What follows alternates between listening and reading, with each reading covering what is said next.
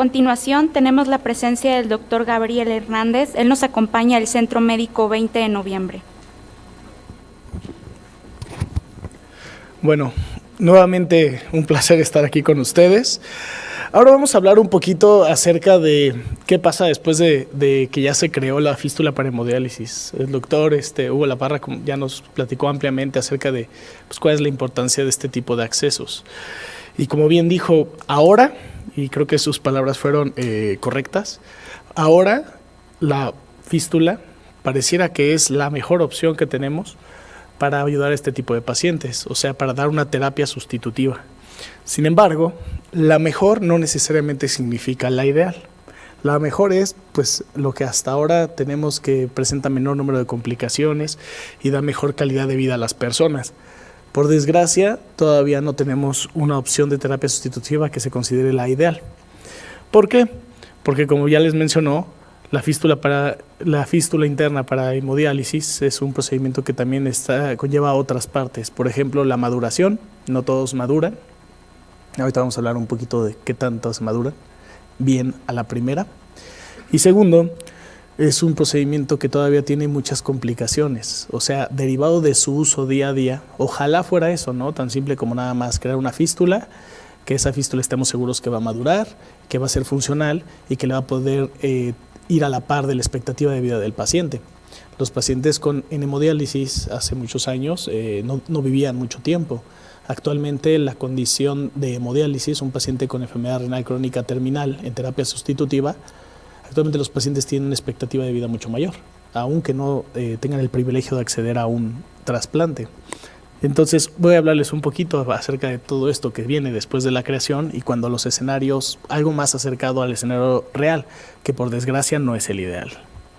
Como ya les comentó el doctor, y sin la intención de ser reiterativo, únicamente recordar que existen muchas maneras, muchas conformaciones para crear una fístula. Actualmente en el mundo, en México, probablemente en la Ciudad de México, si ustedes le preguntan a 50 cirujanos vasculares cuál es la conformación predilecta para crear una fístula, probablemente no todos les den la misma respuesta. ¿Qué quiere decir? Que tenemos diferentes opciones, y que existan diferentes opciones solo quiere decir una cosa: no existe una que haya demostrado sólidamente ser la mejor respecto a otras.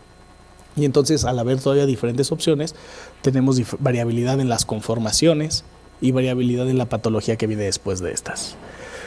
Como si no fuera suficiente, existen también diferentes conformaciones, como ya también les dijo Hugo, con materiales sintéticos, lo cual agrega más variables al seguimiento de estos pacientes. Actualmente también existen las opciones mínimamente invasivas para crear la fístula. ¿Qué vemos entonces? Que la creación de un acceso para hemodiálisis, una fístula arteriovenosa interna, sigue siendo un problema que tiene aparentemente muchas soluciones, por lo cual sigue siendo un problema resuelto. Muchas cosas en la medicina son así. Como todos decimos, las medicinas no son matemáticas, ¿no? No existe un algoritmo específico que sea aplicable a todos los pacientes.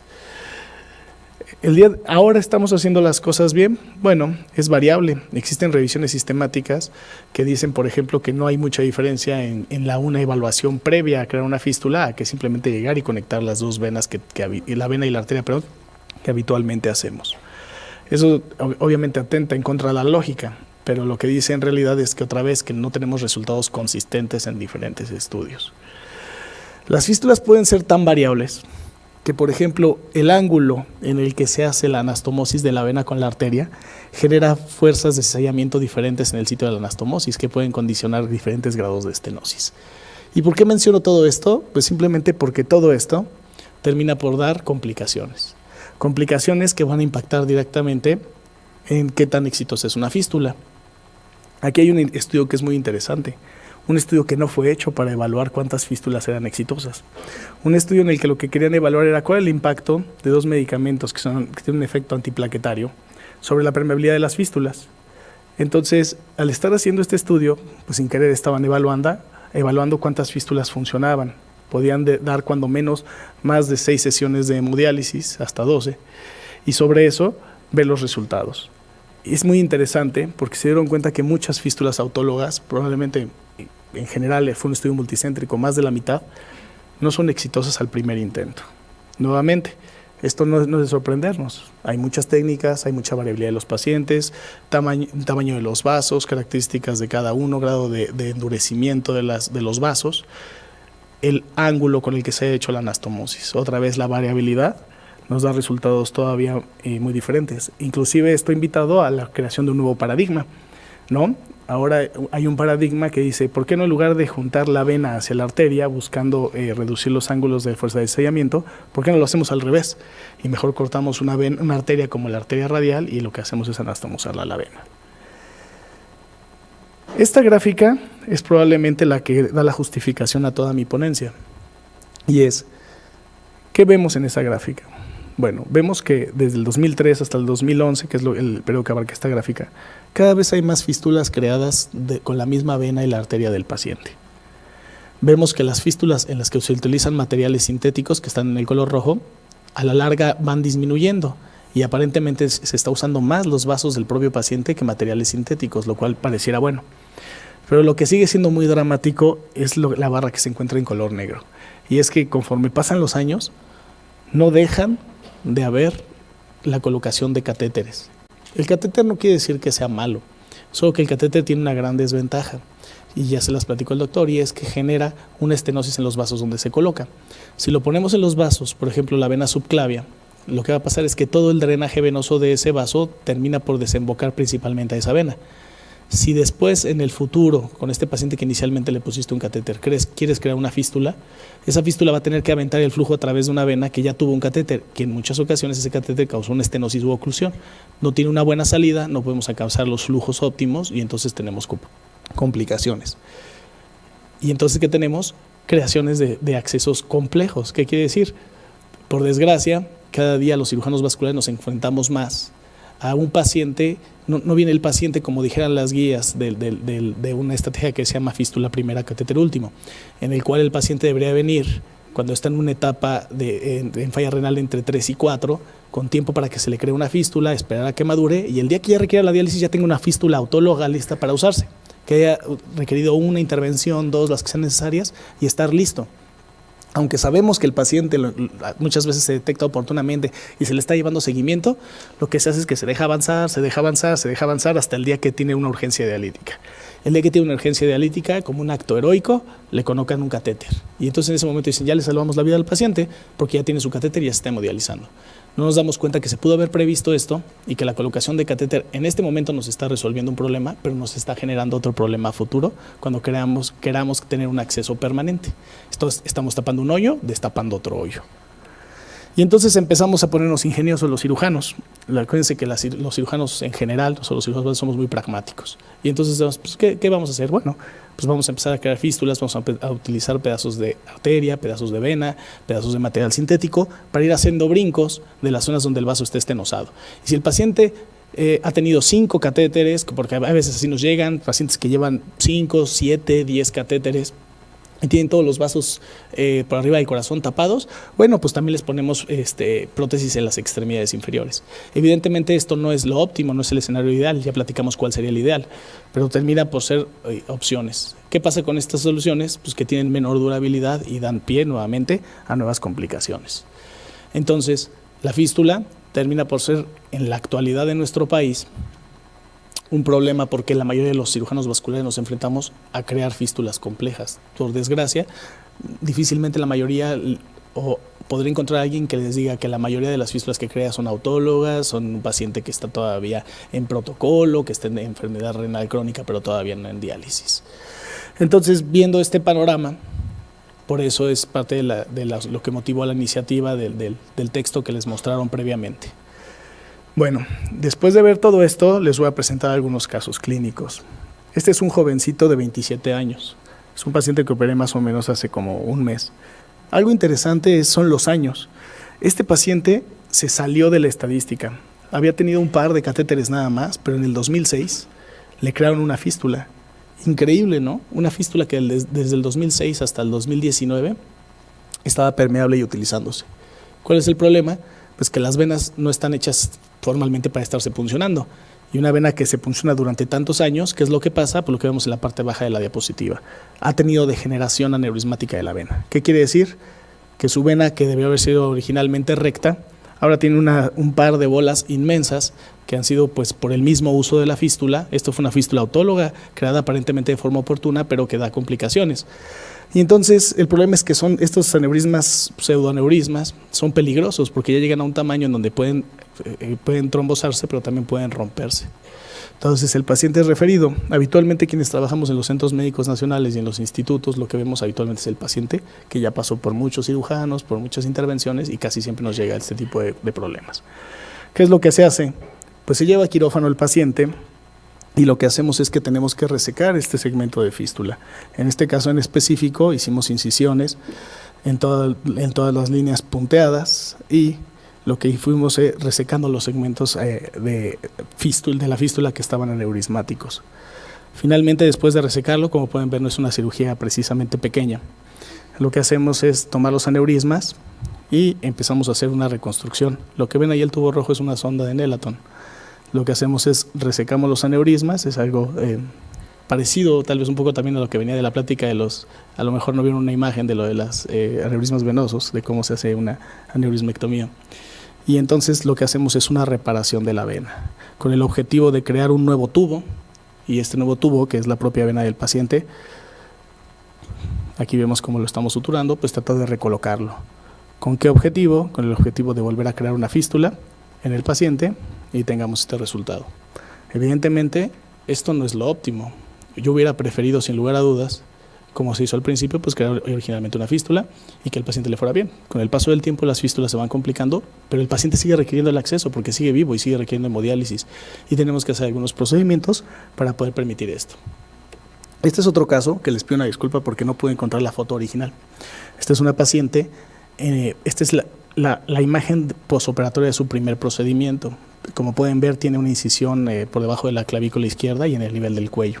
Esta es una paciente que había tenido muchos catéteres y la persona que la operó le creó una fístula en el brazo izquierdo sin fijarse si los catéteres habían dejado o no estenosis.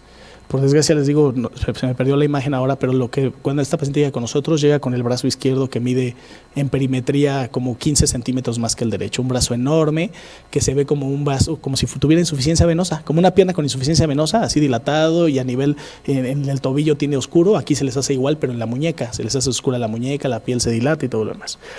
Y entonces una paciente que, como pueden ver, trae un catéter del otro lado. Entonces esta ya tiene completamente cerrado el lado izquierdo arriba, también tiene completamente cerrado el lado derecho porque ya tiene catéter ahí, que es con el que se está dializando. Y bueno, lo que tuvimos que hacer en este caso fue primero, tratamos de salvarle la fístula. ¿Cómo? Haciendo una derivación, por eso ven las dos incisiones, desde el hombro hacia su cuello. Aquí podemos ver la imagen del resultado inicial de su procedimiento. Esta es la vena que viene del brazo, este es el bypass y esta es su vena yugular. Pensamos que con eso sería suficiente para sacarla adelante. Sin embargo, evidentemente disminuyó el edema del brazo, lo pudo volver a mover, se le quitó el dolor. Sin embargo, ya no fue posible volver a utilizar la fístula porque aparte la habían creado en un vaso muy profundo. Entonces, después la paciente empezó a tener, ya que habíamos solventado este problema, empezó con edema de la cara. Finalmente, y con todo el dolor de nuestro corazón, lo que tuvimos que hacer fue desmantelar la fístula que le habían hecho en otro lado, dejarle la derivación, para que ella no tuviera edema del brazo. Por eso ven esta foto donde ya los dos brazos está con los brazos similares, pero tenemos que crearle una nueva fístula.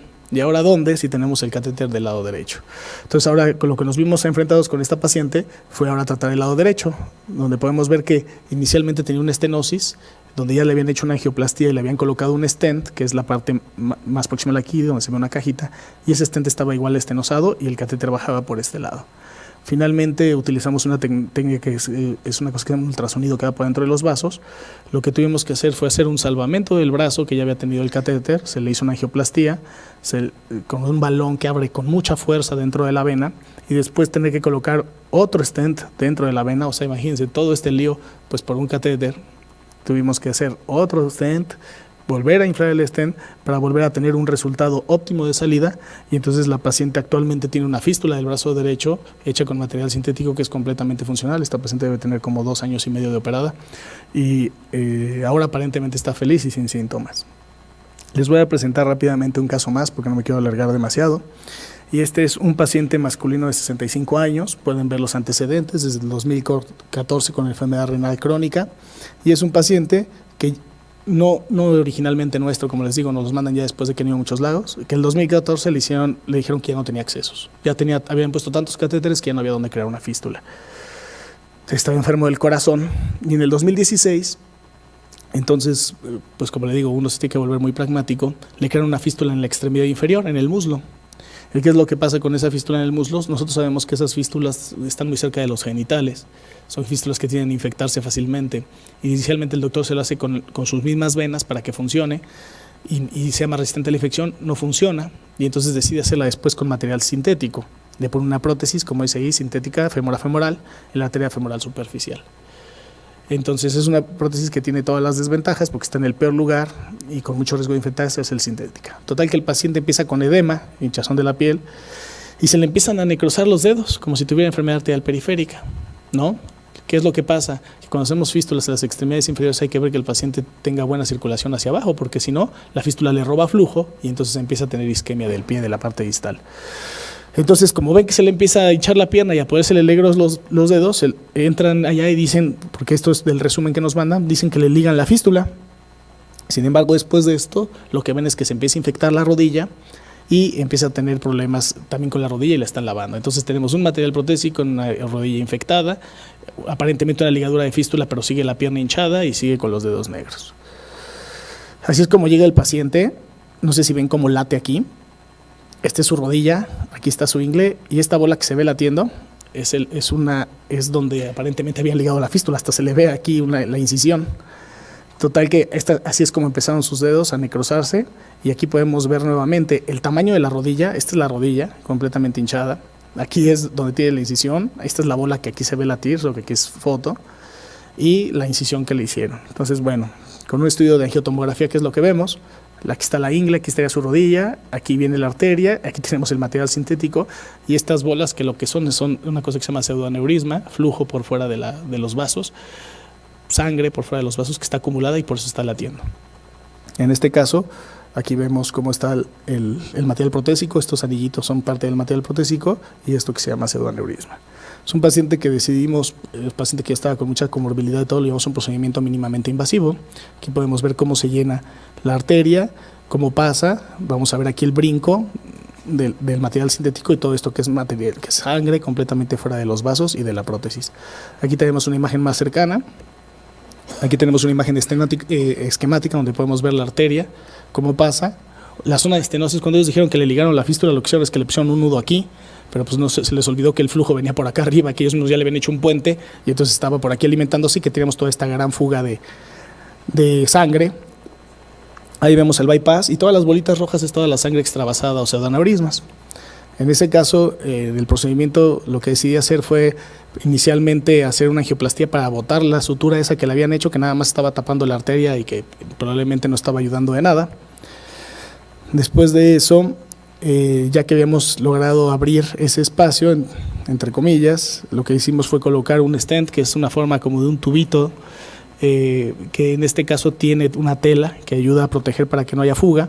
Ahí vemos cómo se despliega el stent, pero no se despliega de manera óptima, aunque habíamos hecho la angioplastía, ahí sigue una zona de estenosis, por lo cual le damos una ayudada al stent que no es precisamente lo más ortodoxo, pero fue necesario y fue práctico y útil en el caso. Ahí se le ayuda, se ve cómo se va abriendo el stent hasta que toma su formación cilíndrica más o menos, y finalmente hacemos un disparo de medio de contraste donde ya no vemos pues ni el bypass que esté dando problemas, ni toda la fuga de medio de contraste.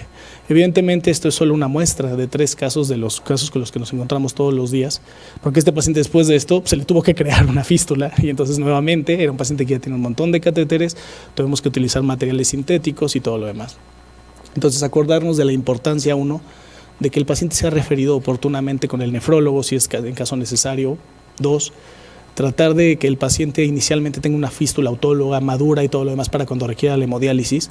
3, estos casos se los muestro porque el paciente, si no se lleva este protocolo, lo estamos condenando a una serie de reintervenciones, y reintervención es un ciclo muy duro para ellos, que solo les va afectando más en la calidad de vida, y deben de saber que cuando los pacientes están reinterviniendo, de manera periódica va aumentando el riesgo de mortalidad. Existe una mortalidad que puede llegar hasta el 25%. O sea, estos pacientes en el quirófano ya son procedimientos que tienen un riesgo alto de morbilidad y mortalidad, porque a la hora de dilatar un vaso, por ejemplo, como la vena inominada, si se te revienta, la posibilidad de que el paciente se muera muerte es muy alta. Entonces, evitar todo esto, ¿cómo? Haciendo una detección oportuna del paciente con hemodiálisis y una referencia oportuna. Precisamente lo que todos los cirujanos queremos y por el que muestro estos casos, obviamente es un orgullo para nosotros atender a esos pacientes, pero sobre todo porque quisiéramos no tener que hacerlo. Y eso va a depender de que desde el primer contacto se le haga un buen diagnóstico y una referencia oportuna para crear una fístula. Muchas gracias.